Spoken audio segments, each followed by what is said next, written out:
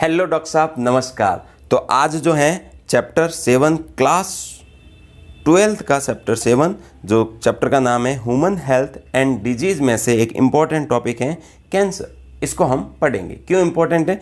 क्योंकि नीट 2025 जो अभी हुआ है उसमें 2 क्वेश्चन तो सिर्फ और सिर्फ कैंसर से रिलेटेड आए थे। इसको हम डिस्कस करेंगे।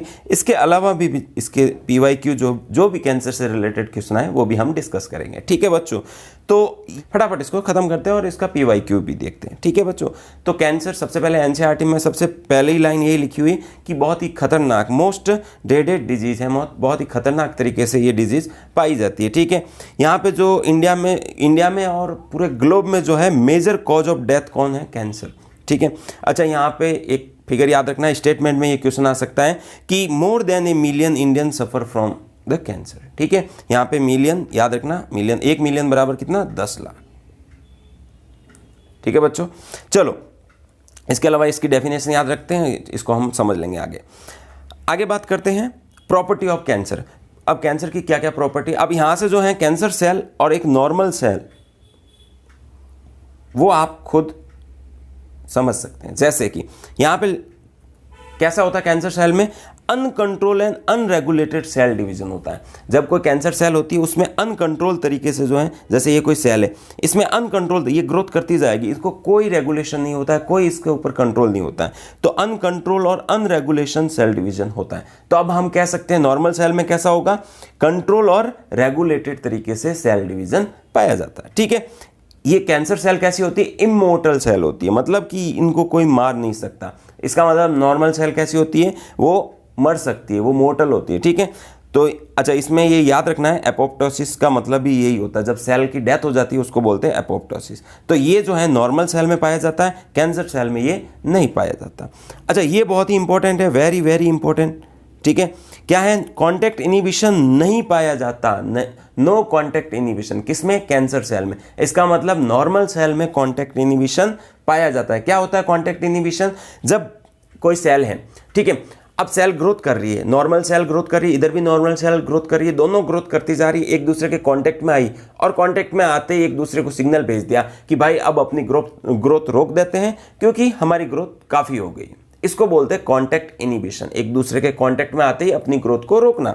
अब कैंसर सेल में ऐसा नहीं पाया जाता है, वो ग्रोथ करती जाती है, वो उनका जो है कांटेक्ट में आने के बाद भी कोई ऐसी सिग्नलिंग नहीं पाई जाती। इसी को बोलते हैं कॉन्टैक्ट इनिबिशन का एब्सेंस। किसमें? कैंसर सेल में। तो यहाँ पे यही लिखा हुआ है कि जो है डिवीजन जो है नॉर्मल सेल में डिवीजन स्टॉप हो जाता है, नेबरिंग सेल के कॉन्टेक्ट में आते हैं। ठीक है, अच्छा ऑब्वियस बात है जब कैंसर सेल में डिवीजन बहुत ज़्यादा होगा तो DNA की क्वांटिटी भी बढ़ेगी। अच्छा यहाँ से जो है ये NCERT में नहीं दे रखा है, लेकिन आपके PYQ जो प्रीवियस ईयर में एक क्वेश्चन आया हुआ था उसको हम सॉल्व करेंगे, तब इस पॉइंट का समझ में आएगा कि टीलोमरेज एक्टिविटी जो है वो बढ़ जाती है। अब टीलोमरेज एक्टिविटी क्या होती है?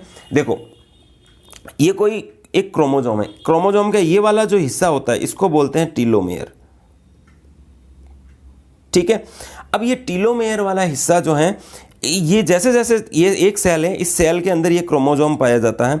अब जैसे जैसे ये सेल डिवीज़न करेगी, ठीक है, जैसे ही सेल डिवीज़न करेगी, अब एक सेल से 2 सेल बनी, 2 से 4 बनेगी, ठीक है, 4 से 8 बनेगी, और जिस तरीके से ग्रोथ करेगी हर बार टीलोमेयर जो है छोटा होता जाएगा। एक डिवीज़न में थोड़ा और छोटा, दूसरे में और छोटा, इसी तरीके से चलते चलते चलते चलते एक टाइम के बाद टीलोमेयर पूरा ख़त्म हो जाता है। ठीक है, तो यहाँ पे जो है पूरा टीलोमेयर जो है छोटा हो जाता है, और जैसे टीलोमेयर ख़त्म हो जाता है तो फिर अब क्या होगा? अगली बार सेल डिवीज़न होगा तो अंदर से जो है जीन भी डैमेज होने लग जाएंगे। टीलोमेयर का एक्चुअली काम यही होता है कि ये वाला जो काम का जीन है इसको डैमेज नहीं होने देना है। तो जैसे सेल डिवीजन होगा यहाँ से कटता जाएगा, लेकिन मेन जो जीन होते हैं ये डैमेज नहीं होने चाहिए। तो तभी तो हम बूढ़े होते हैं, क्योंकि हमारे इस टीलोमेयर की लेंथ धीरे धीरे कम हो जाती है, और जैसे बुढ़ापा आता है तब हमारे सेल्स के अंदर टीलोमेयर तो पूरा गायब हो चुका होता है, साथ में जीन भी जाने लग जाते हैं, तब जो है फाइनली जो है डेथ हो जाती है। ये नॉर्मल सेल की एक प्रोसेस है। अब ये कैंसर सेल में क्या होगा? यहाँ पे ये जो टीलोमेयर है ये कम होगा ही नहीं। अब कम नहीं होगा तो वो सेल जो है ग्रोथ करती जाएगी, डिवीजन होता जाएगा, उसमें जो है टीलोमेयर की लेंथ में कोई कमी नहीं होगी और इसके सेल की कोई डेथ नहीं होगी। ठीक है, तो इसी में इसका मतलब क्या होगा कि जो टीलोमरेज एक्टिविटी है वो किस में हाई हुई? कैंसर सेल में टीलोमरेज एक्टिविटी हाई होती है, जबकि यहाँ पे जो है नॉर्मल होती है। तो आप इस तरीके से इसका उल्टा भी कह सकते हैं, जैसे यहाँ पे है कि टीलोमरेज एक्टिविटी हाई, या फिर टीलोमरेज के जो इनहिबिटर है उसको रोकने वाला है वो जो है कैंसर में लो होती है। तो ये आपको याद रखना, इसका PYQ करेंगे तब ये वाला पॉइंट और अच्छे से समझ में आ जाएगा। ठीक है, आगे चलते हैं। तो ये आपको समझ में आ गया। अगला है रेगुलेशन। अब देखो यहाँ पे जो है एक नॉर्मल सेल के अंदर किस तरीके से ये रेगुलेशन पाया जाता है। अब देखो यहाँ पे एक नॉर्मल सेल मैंने यहाँ पे बता रखी है।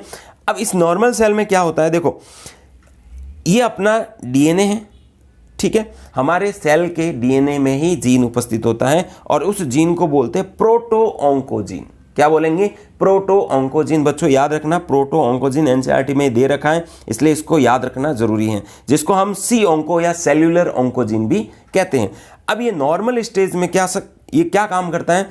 सेल की ग्रोथ करवाता है और सेल में जो है डिवीजन को बढ़ाता है।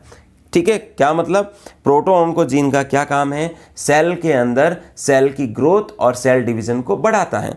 इसी के साथ आसपास एक और जीन होता है जिसको बोलते हैं ट्यूमर सप्रेसर जीन। अब ये क्या करता है? ये सेल के ग्रोथ और डिवीजन को कम करता है। अब देखो, अगर एक नॉर्मल सेल में सिर्फ प्रोटो-ऑन्कोजीन ही ज़्यादा ग्रोथ करेगा, मतलब एक्टिव रहेगा, तो क्या होगा? सेल बहुत ज़्यादा ग्रोथ करेगी, बहुत ज़्यादा डिवीजन होगा, यही तो होगा। लेकिन इसको रोकने के लिए ही आ जाता है, तो एक लिमिट तरीके से ये बढ़ता है, फिर उसके बाद वापस कम हो जाता है कि मतलब उसको सप्रेस कर देता है। कौन? ये जीन। अब जैसे कैंसर में क्या होगा? अच्छा, इन दोनों की वजह से, इन दोनों के कॉम्बिनेशन की वजह से क्या होता है? हाईली कंट्रोल और रेगुलेटेड। वो जो लाइन है कि जो कैंसर सेल में, जो नॉर्मल सेल में जो है हाईली कंट्रोल और रेगुलेटेड तरीके से सेल की ग्रोथ और सेल डिवीजन पाया जाता है, वो इसी तरीके से कि इन दोनों जीन का कॉम्बिनेशन से काम चलता है और इसी वजह से पाया जाता है कॉन्टैक्ट इनहिबिशन। अब कैंसर में क्या होगा? ये प्रोटो-ऑन्कोजीन जो है ऑन्कोजीन में बदल जाएगा। ठीक है, ऑन्कोजीन में कैसे बदला? यहां पे कोई भी कार्सिनोजन जो है,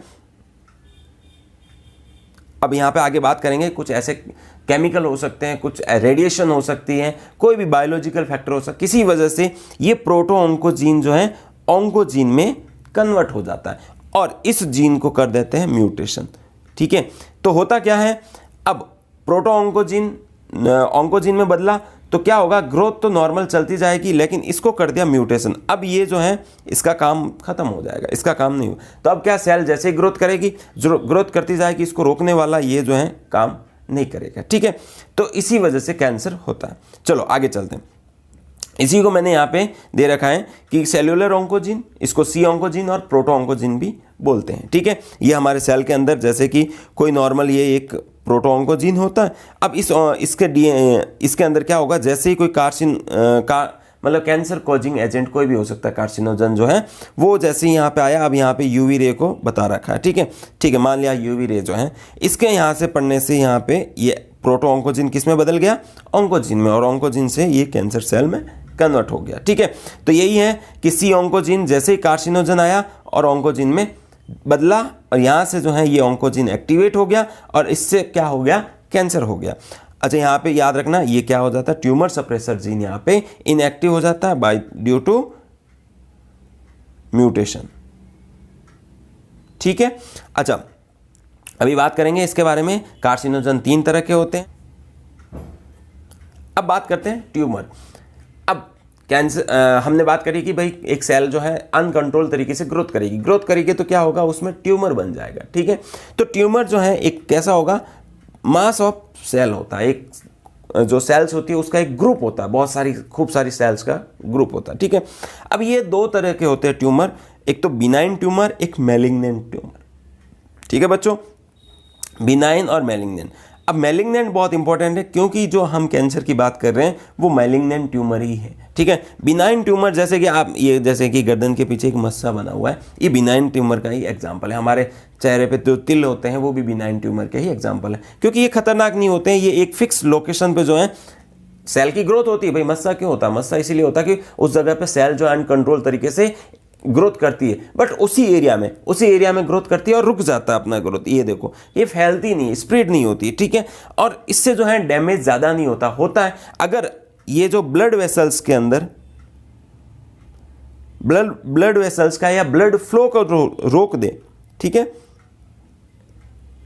तब जाके दिक्कत हो सकती है बिनाइन में। ऐसा नहीं है बिनाइन खतरनाक नहीं है, अगर ब्लड फ्लो को रोक दे तब तो है बिनाइन ट्यूमर खतरनाक, वरना ये जो है नॉर्मल होता है। जैसे कि मत्स्य वाट्स जो होते हैं, मत्स्य जो है इसके एग्जाम्पल हैं, ठीक है। अब बात करेंगे इसकी वेरी वेरी इंपॉर्टेंट, किसकी, मैलिग्नेंट ट्यूमर। मैलिग्नेंट ट्यूमर यही बहुत, इसको हम कह सकते हैं खतरनाक ट्यूमर, ठीक है बच्चों, खतरनाक। क्या होता है, मास ऑफ प्रोलिफेरेटेड सेल। प्रोलिफेरेटेड सेल मतलब प्रोलिफेरेशन का मतलब होता है कि डिवीजन कर रही है, फटाफट डिवीजन कर रही है। तो ऐसे सेल्स का मास जो कि फटाफट डिवीजन करती रह रही है, प्रोलिफेरेट हो रही है, अपनी संख्या को बढ़ा रही है। अच्छा, इन सेल्स को क्या बोलते हैं, ये देखो जैसे कि मैं यहाँ पे बता रखा हूँ, ये जो है प्रत्येक सेल को बोलते हैं नियोप्लास्टिक सेल। क्या बोलेंगे, नियोप्लास्टिक सेल। अच्छा, इस पूरे ग्रुप को बोलते हैं नियोप्लाज्म। याद रखना, नियोप्लाज्म एनसीईआरटी में टर्म नहीं है बट आपको याद रखना है, क्योंकि नियोप्लास्टिक वर्ड है तो नियोप्लाज्म भी याद रख लेना, क्योंकि मैलिग्नेंट ट्यूमर को ही नियोप्लाज्म ही बोलते हैं, ठीक है। अच्छा, वेरी ग्रोथ कैसी होगी, बहुत ही फास्ट ग्रोथ होगी। ऑब्वियस बात है, इसमें क्या होगा, ग्रोथ फास्ट होगी, आसपास के टिश्यूज को डैमेज करता जाएगी, ठीक है। और साथ में क्या होगा, अच्छा, जब ऑब्वियस बात है कोई सेल बहुत भयंकर तरीके से ग्रोथ कर रही है, जब सेल ग्रोथ करेगी तो आसपास की जो सेल है उनसे भी खाना, क्योंकि भाई सेल ग्रोथ करेगी, सेल ग्रोथ करने के लिए न्यूट्रिएंट चाहिए, खाना चाहिए, खाना कहाँ से मिलेगा, आसपास की सेल से। तो आसपास की सेल से ये कैंसर सेल जो है खाना खींचती रहेगी, तो जो अब जहाँ से खाना खींचेगी उसको तो भूखा मार लेगी ना, तो भाई भूख से मर जाती है जो नॉर्मल सेल होती है, ठीक है। ये इसके मैलिग्नेंट ट्यूमर के कैरेक्टरिस्टिक्स है, आपको याद रखना। ये PYQ 2025 में जो है इसका क्वेश्चन आया था, याद रखना। अब देखो बहुत ही इंपॉर्टेंट एक और है मैलिग्नेंट ट्यूमर, इसी का है, इसी के बारे में हम आगे और बात करते हैं। एक मेटास्टेसिस एक टर्म है, क्या होता है, देखो ये कोई नियोप्लाज्म या मैलिग्नेंट ट्यूमर है। इस ट्यूमर की सेल को तो हमने बोल दिया नियोप्लास्टिक सेल, ठीक है। अब यहाँ से ये सेल टूट के, थोड़ा टुकड़े जो हैं टूट के ब्लड वेसल्स के थ्रू ग्रोथ फ्लो करते हैं और किसी और जगह पे जाके एक सेकेंडरी नया ट्यूमर बना देते हैं। इस जो मूव करने की प्रक्रिया है किसकी, इस नियोप्लास्टिक सेल की एक जगह से दूसरी जगह जाने की जो प्रोसेस है, इसी को बोलते हैं मेटास्टेसिस, ठीक है। तो property of movement of cell. अब यहाँ पे एक डायग्राम दे रखा है, गूगल से मिला हुआ, आप देख लेना, ठीक है। यहाँ पे एक सेल है जो कि यहाँ से टुकड़े हो जाते हैं, जो ब्लड के द्वारा दूसरी जगह चला जाता है, जिसको हम बोलते हैं मेटास्टेटिक ट्यूमर, ठीक है। चलो आगे चलते। कैंसर, ये एनसीईआरटी में वैसे दे नहीं रखा है, आपकी मर्जी है, याद कर लेना, नहीं है तो कोई बात नहीं, आप जस्ट सुन लेना। कैंसर जो है आप जनरली 3 तरह के होते हैं। एक तो कार्सिनोमा बोलते हैं, जो कि स्किन कैंसर के अंदर है, जो सबसे ज़्यादा, यही 85% जो है सबसे ज़्यादा कैंसर अगर कोई होता है तो कार्सिनोमा कहलाता है। अच्छा, याद रखना एपिथेलियल टिश्यूज का जो कैंसर होता है, वो जो एपिथेलियल टिश्यू जो हमारी स्किन हो गई, हमारी इनर से बॉडी के जो इनर ऑर्गन्स होते हैं उनकी इनर लाइनिंग हो गई, वो सभी के सभी एपिथेलियल टिश्यू के बने होते हैं, और उनमें अगर कोई कैंसर हो जाए तो वो कार्सिनोमा कहलाता है, ठीक है। सबसे ज़्यादा यही होता है। फिर बात करते हैं सार्कोमा। सार्कोमा क्या होता है, ये कनेक्टिव टिश्यू के अंदर जो है ब्लड हो गया, बोन हो गया, इनमें जो अगर कोई कैंसर हो जाए तो इसको बोलते हैं सार्कोमा। जैसे ओस्टियोमा बोन के अंदर कैंसर होता है, मायोमा मसल्स के अंदर कैंसर होता है, लिम्फोमा हमारे लिम्फ सिस्टम के अंदर अगर कोई कैंसर हो जाए, ठीक है। अब आता है तीसरा ल्यूकेमिया। ल्यूकेमिया नाम से पता लग रहा है, ब्लड जो है, ब्लड कैंसर जिसको हम बोलते हैं।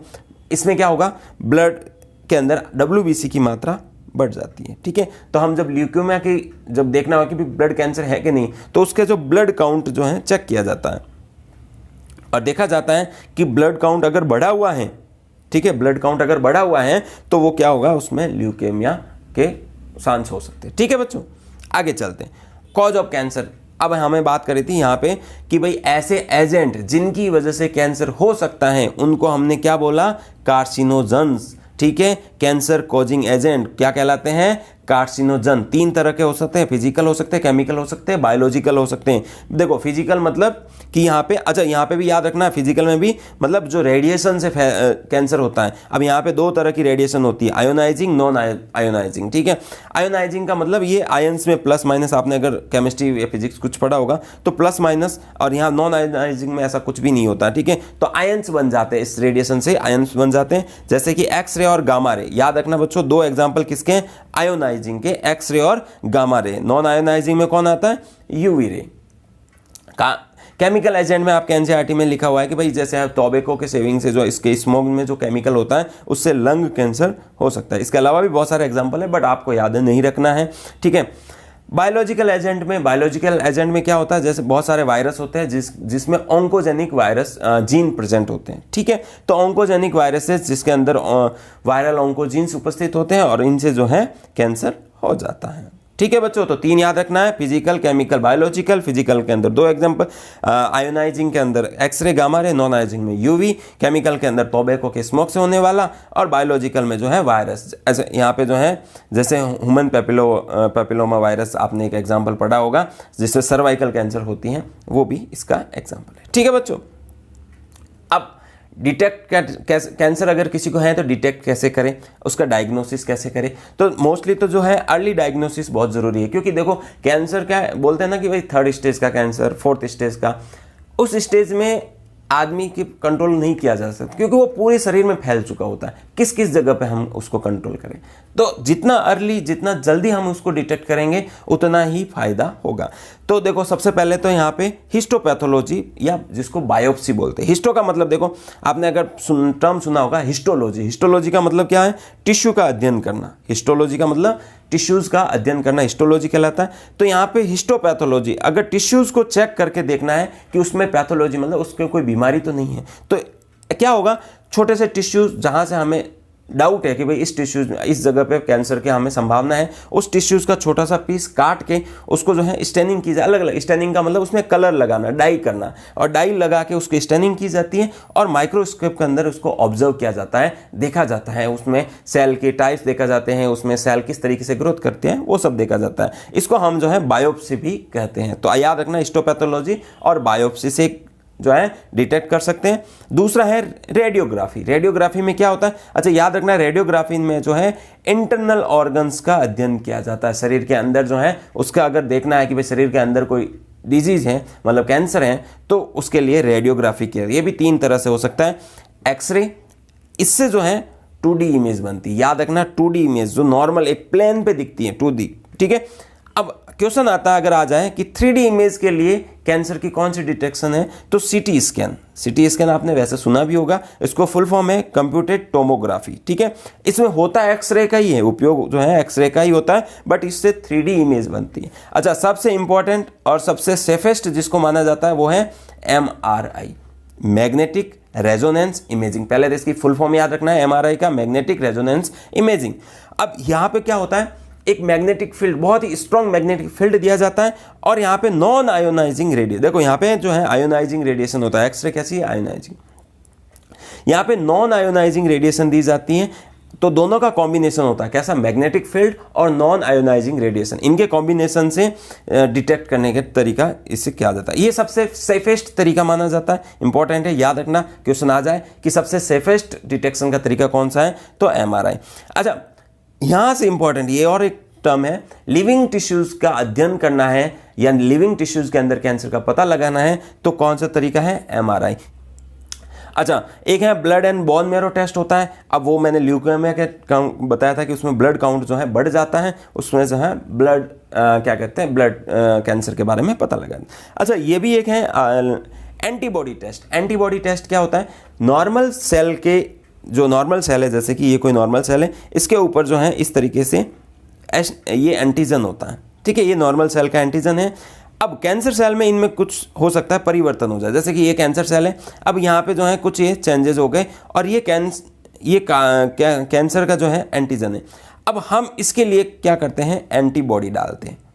हम इसके अंदर शरीर में एंटीबॉडी डालेंगे और ये एंटीबॉडी क्या है, इस पर्टिकुलर एंटीजन के लिए ही बनी होती है, तो इसके साथ ये बाइंड हो जाती है, ठीक है। और जैसे ही बाइंड हुई हमें पता लग गया, क्योंकि बाइंड होने के बाद इसमें कुछ केमिकल रिएक्शन होती हैं, कुछ हम एक लाइट का इमिशन हो सकता है, कुछ भी तरीके से जो है हमें इससे पता लग जाता है कि भाई एंटीबॉडी जो है, जो हमने ऊपर से डाली है, वो एंटीजन के साथ, जो कैंसर सेल की एंटीजन है उसके साथ बाइंड हो गया। इससे हमें डिटेक्शन हो जाता है कि हाँ इसमें कैंसर है। अगर नहीं है तो वो एंटीबॉडी जो है वो बाइंड नहीं होगी, ठीक है बच्चों। आगे चलते हैं मॉलिकुलर। अच्छा मॉलिकुलर जो डायग्नोसिस जो है, इसमें क्या, मॉलिकुलर का मतलब क्या है, DNA। अब यहाँ पे क्या होता है, हम पहले ही पता लगा देते हैं। अब यहाँ पे क्या ये है, प्री डायग्नोसिस बोलते हैं इसको, कि भाई कोई एक माता पिता है, उसमें से किसी को कैंसर है, ठीक है। अब उनकी संतान है, अभी तो कोई कैंसर नहीं है, बट उसकी संतान में चेक किया जाता है कि कहीं ऐसा कुछ जीन तो नहीं है, उसमें कुछ ऐसा कोई ऐसा तो नहीं है जो आगे फ्यूचर में कैंसर हो सके। अगर ऐसा है तो उसको फटाफट वहीं पे जो है रोकथाम के उपाय जो भी होते हैं वो अपना दिए जाते हैं, ठीक है। अब यहाँ से इनहेरिटेड ससेप्टिबिलिटी का मतलब वही है कि माता पिता में अगर किसी में कैंसर है, अपने बच्चे में कोई ना चला जाए, इससे जो है, इसके लिए क्या कर रहे हैं, मॉलिक्यूलर उसके डीएनए को चेक किया जाता है और उसमें देखा जाता है कि भाई इसमें कोई वो जो जीन है प्रोटोऑन्कोजीन वो ससेप्टिबल तो नहीं है। अगर ससेप्टिबल है तो भाई उसको बोला जाता है कि आप जो है कैंसर कॉजिंग एजेंट से दूर रहो, धुएं से दूर रहो, जो सिगरेट वगैरह इनसे दूर रहो, या किसी भी तरीके का जो कैंसर है, एक्सरे गामा रे, इनसे जो है रेडिएशन से आप दूर रहो, क्योंकि कभी भी आपको कैंसर हो सकता है, ठीक है। ट्रीटमेंट ऑफ कैंसर, अब कैंसर का ट्रीटमेंट कैसे करें, देखो सबसे एक पुराना तरीका सर्जिकल मेथड, काट के हटा दो। कोई टिश्यू है, अगर उसमें कैंसर हो रखा है उसको काट के हटा दो, बट कब तक हटाएंगे, ठीक है। कोई अगर ज़्यादा ही बड़ा हो जाए टिश्यू या कहीं और जगह फैल जाए तो कितने एक जगह से टिश्यू हटाएंगे, ठीक है। तो फिर आता है रेडियोग्राफी। यहाँ पे जो है ये देखो रेडियोग्राफी का है, इसमें जो है एक क्या कहते हैं, रेडिएशन दी जाती है। जैसे कि पर्टिकुलर इस जगह पे, जैसे इसके जो है, अगर मैं कहूँ हाथ पे कैंसर है तो यहाँ से रेडिएशन इस जगह पे फटाफट जो है बहुत भयंकर तरीके से रेडिएशन दी जाती है, और यहाँ उस आसपास के एरिया को ध्यान में रखा जाता है, ठीक है। ये जैसे नॉर्मल सेल है, इस नॉर्मल सेल को जो है ध्यान में रखा जाता है और ये कैंसर सेल को ख़त्म किया जाता है, ठीक है, रेडिएशन के द्वारा। इसीलिए बोलते हैं इरेडिएटेड लीथली, इसका मतलब लीथल का मतलब मार देना, रेडिएशन देके मार देना, ठीक है। आगे चलते हैं, कीमोथेरेपी। अब कीमो का मतलब केमिकल, थेरेपी मतलब उसको थेरेपी देना, केमिकल के द्वारा थेरेपी देना। अब यहाँ पे क्या है, यहाँ इसको जो है इंजेक्शन के द्वारा किसी भी तरीके से जो है हैवी जो केमिकल और ड्रग्स दिए जाते हैं। अब ये ड्रग की एक प्रॉपर्टी होती है, ठीक है, याद रखना, ये ड्रग क्या काम करते हैं, जो सेल भयंकर तरीके से डिवाइड हो रही है उस पर जाके अटैक करते हैं, उस पर जाके काम करते हैं। तो जो सेल डिवीजन हो रही है उस पर, मतलब जो कैंसर सेल है जो फास्ट तरीके से डिवाइड हो रही है उस पर ये जाके उसको रोकेगी, ठीक है। तो अब इसके साइड इफेक्ट भी होंगे, क्योंकि हमारे जो बॉडी में जो बहुत सारी ऐसे सेल है जो नॉर्मल सेल है और वो बहुत फास्ट तरीके से डिवाइड होती रहती है, जैसे ब्लड सेल है वो भी, तो इससे क्या होगा, उन पे भी ये काम करेगी। हमारे हेयर के फॉलिकल होते हैं, वहां पे भी जो हमारे हेयर कंटिन्यू ग्रोथ करते रहे, इसका मतलब क्या है, वहां की सेल कंटिन्यू जो है डिवाइड करती रहती। तो इससे जो है हेयर लॉस और एनीमिया होने के चांसेस बढ़ जाते हैं, क्योंकि ये ड्रग जो है वहां पे भी काम कर लेती है, ठीक है। दूसरा है इम्यूनोथेरेपी के अंदर, इम्यूनोथेरेपी का मतलब क्या होता है, एक जैसे कि ये केमिकल है अल्फा इंटरफेरॉन, याद रखना है अल्फा इंटरफेरॉन, इसको बायोलॉजिकल रेस्पॉन्स मॉडिफायर बोलते हैं। अब क्या होता है, हमारी नॉर्मल जिसको कैंसर होता है उसका इम्यून सिस्टम उस कैंसर को डिटेक्ट नहीं कर पाता, स्किप हो जाता है हमारे इम्यून सिस्टम से, ठीक है। तो अब जो है हम उसमें केमिकल डाला जाएगा, कौन सा, अल्फा इंटरफेरॉन। ये जो है हमारे इम्यून सिस्टम को और ज़्यादा एक्टिव कर देगा और उससे जो है ट्यूमर जो है डिस्ट्रॉय हो जाती है, ठीक है। तो ये इसको बोलते हैं बायोलॉजिकल रेस्पॉन्स मॉडिफायर। ये PYQ का एक क्वेश्चन भी है, अभी इसको करेंगे, ध्यान रखना, ठीक है। अब याद यह रखना है, ये स्टेटमेंट में क्वेश्चन आ सकता है, ट्रू फॉल्स में क्वेश्चन आ सकता है, कि जो कैंसर में ज़्यादातर कैंसर में जो ट्रीटमेंट किया जाता है कॉम्बिनेशन किया जाता है किस किस का, सर्जरी, अगर कोई छोटा मोटा पोर्शन है पहले तो उसको कट कर देते हैं, फिर उसके आसपास के एरिया को इरेडिएट करके उसको मार देते हैं, जो सेल बच जाती है जो कट नहीं हुई है उसको मार देते हैं, और फिर उसके में से कुछ केमिकल भी दी जाते हैं, ठीक है। तो तीनों का कॉम्बिनेशन कौन कौन सा, सर्जरी, रेडिएशन और कीमोथेरेपी, ये तीनों याद रखने। चलो अब आपको आपकी मर्जी है, याद रखो तो रखना, नहीं रखो तो कोई बात नहीं। ये इंपॉर्टेंट फैक्ट है कि सबसे ज़्यादा जो डेथ है वो लंग कैंसर से होती है, उसमें भी मेल में सबसे ज़्यादा, फीमेल में होती है। अगर इंडिया में सबसे ज़्यादा केस देखे जाए कैंसर के तो मेल में जो है ओरल कैंसर, आपको पता है जो मेल होते हैं, मतलब आदमी लोग जो है बहुत ज़्यादा खैनी वगैरह तंबाकू वगैरह खाते हैं, तो उससे जो है ओरल कैंसर सबसे ज़्यादा होता है। फीमेल में जो है सर्वाइकल कैंसर सबसे ज़्यादा इंडिया में देखे गए हैं, ठीक है। और अगर वर्ल्ड वाइड देखें तो मेल के अंदर प्रोस्टेट जो कैंसर है वो सबसे ज़्यादा है, फीमेल के अंदर ब्रेस्ट कैंसर जो है, क्योंकि यह ब्रेस्ट कैंसर किससे होता है, एस्ट्रोजन हार्मोन की जो है स्ट्रावन के उसका जो है सीक्रेशन बहुत ज़्यादा हो जाता है, इसकी वजह से ब्रेस्ट कैंसर हो जाता है, ठीक है। अच्छा याद रखना, ऑन्कोलॉजी कैंसर की स्टडी को बोलते हैं। वर्ल्ड कैंसर डे कब मनाया जाता है, 4 फेब को। याद रखो तो रखो, मत रखो तो मत रखना, बट इंपॉर्टेंट है, याद रख लेना क्या जा रहा है। अच्छा, एक और है जो एनसीईआरटी में नहीं है, हेला सेल। हेला सेल क्या होता है? एक औरत थी जिसको सर्वाइकल कैंसर था, इसका नाम है हेनरिटा लेक्स, ठीक है। इसमें सर्वाइकल कैंसर की कुछ सेल्स को लिया और उसको लेब में स्टडी किया, और आज जो है 100 साल से भी ज़्यादा हो गया होगा, अब भी वो सेल ऐसे ही ग्रोथ कर रही है लेबोरेटरी में जो है। और इसके जो साइंटिफिक स्टडी के लिए यूज़ करते हैं, जो भी कैंसर पे स्टडी करना चाहता है वो फटाफट ऑर्डर देता है कि भाई हेला सेल का एक लाइन मंगवाओ, तो इसको जो है हेला सेल बोलते हैं, जो कि इमोर्टल सेल लाइन है, कभी मर नहीं सकती, क्योंकि उसमें ऑब्वियस बात है कैंसर सेल है तो कहाँ से मरेगी, ठीक है। तो एक साइंटिफिक स्टडी के लिए जरूरी होता है। चलो, कैंसर खत्म होता है, फटाफट यहाँ पे क्वेश्चन देख लेते हैं। 2025 में क्वेश्चन आया था कि नियोप्लास्टिक सेल का क्या क्या करेक्टर है। नियोप्लास्टिक मतलब मैलिग्नेंट का, तो पूछे ए मास ऑफ प्रोलिफरेटेड सेल, बिल्कुल सही बात है। दूसरा है रैपिड ग्रोथ ऑफ सेल, बिल्कुल सही बात है, नियोप्लास्टिक सेल में रैपिड ग्रोथ होती है। Invasion and damage of surrounding tissue, आसपास के टिश्यूज को ये मार देता है, बिल्कुल सही बात है। Those confine the original location, नहीं, ये तो बिनाइन का है, ये तीनों मैलिग्नेंट का हो या नियोप्लास्टिक का हो, तो ये डी नहीं होगा, ए बी और सी होगा, तो इसका आंसर कहाँ है? ए बी सी, डी इसका आंसर हो जाएगा। अगला नेक्स्ट क्वेश्चन देखते हैं, विच आर द करेक्ट। देखो, CT scan, computer tomography and magnetic resonance imaging detect cancer of internal organ, बिल्कुल सही बात है, इंटरनल ऑर्गन का ही डिटेक्ट करते हैं। Chemotherapy drug are use to kill non cancerous, नहीं, कैंसरस सेल को मारने के लिए कीमोथेरेपी की जाती है, तो ये तो गलत हो गया। Alpha interferon activate the cancer patient immune system and help in destroying tumour, बिल्कुल सही बात है भाई, अल्फा इंटरफेरॉन का काम क्या है? वही इम्यून सिस्टम। अब chemotherapeutic drugs are biological immune modifier, नहीं, ये अल्फा इंटरफेरॉन के बारे में होता तो ये बात सही होती, तो ये भी गलत हो गया। In case of leukaemia blood count क्या होता है? डिक्रीज हो जाता है, कभी नहीं, उसमें जो है इंक्रीज हो जाता है, तो इसका क्या हो गया? ए और सी, कौन सा होगा इसका? ए और सी, सेकेंड आंसर, ठीक है। ये भी 2025 में क्वेश्चन आया था, अभी जो एग्जाम हुआ था, ठीक है। इससे पहले कैंसर से रिलेटेड 2024 में री एग्जाम हुआ था कुछ लोगों का, उनके अंदर भी ये क्वेश्चन आया था। अब देखो, आपको ये दो का नहीं पता, अगर आप नहीं पता फिर भी देखो, मैलिग्नेंट ट्यूमर क्या होती है, जो कि इसमें से डिस्ट्रॉय एड्स मेटास्टेसिस, इसका मतलब क्या है? मैलिग्नेंट किसका मतलब एक ऐसा करेक्टर शो करती है, मेटास्टेसिस, एक जगह से दूसरी जगह जो मूवमेंट करते हैं उसको बताते हैं, ठीक है। इसके अलावा अल्फा इंटरफेरॉन का काम क्या है? ये जो है ऐसा केमिकल जो कि ट्यूमर को डिस्ट्रॉय करता है, तो ऐसा पहले अगर ये दो ही पता है तो भी आप कर सकते हो। ए का थर्ड का ये रहा, और डी का फर्स्ट, ए